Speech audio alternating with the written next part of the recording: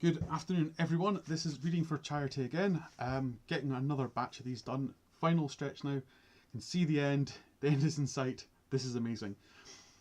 So today, The Talisman by Sir Walter Scott. I read this as an ebook, so I have nothing to hold up and flap because it was all just done as I was sitting at my desk. So I'm afraid nothing to wave, just for a change. It's happened a few times actually. I've not really used any of the ones on my Kindle either.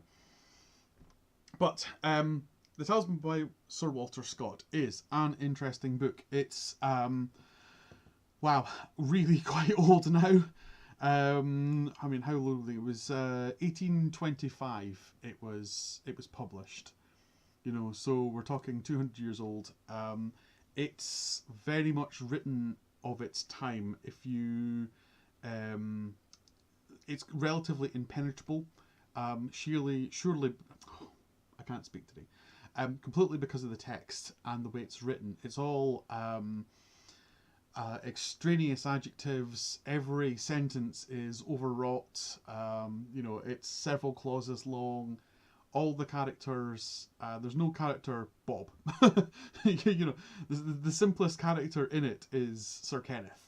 That's the simplest name in it. Everything is the King of England, the Patriarch of Jerusalem, the Grand Master of the Templars, the Princes of Christendom, the Richard the Lionheart. There's no simple name. It's all something the something, or something of something, or the something of the something something something.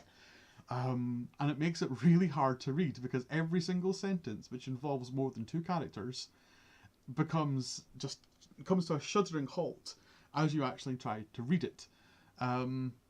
I really wish at the start I'd just done a search and replace on everything and just changed every single set of pronouns to Bob, Tim, John, Gregor, you know, just to make life a lot easier to read. I suspect I probably would have chopped out a third of the book as well. The other problem with it is that the speech, all the speech in it is very archaic as well. So along the lines of some brief words he hath desired to say, or thou sayest Richard is hasty and proud, thou shalt see him humble himself like the lowly broom plant from which he derives his surname. It's all full of this. It's all full of that, and it's really it's slow going. It's slow going to get through the book. The actual story itself is really good. You know, it's full of intrigue, it's full of scheming, it's full of kind of like the last days of the Crusades. It has all manner of excellent storytelling in it. I really enjoyed the story.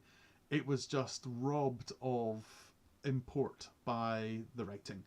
I think this is one of these books that could do with a modern update. I don't often say that, but I think the story is excellent. And just everything being updated, I think, would make this really an awful lot more fun to read. So, should read this book? Yes, I think you should read this book. It's completely free. It's completely out of copyright, as far as I can tell. It's on Gutenberg, so you know that's usually a good indication it's out of copyright. Don't expect it to be a swift read. It's not.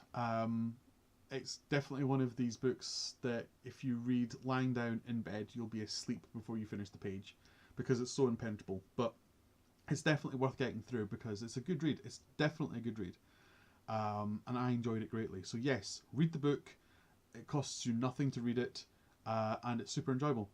As long as you can get around the 200-year-old language, you know, which most people should be able to do.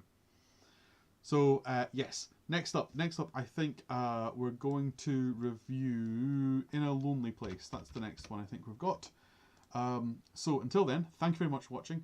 Thank you very much for listening. Good afternoon.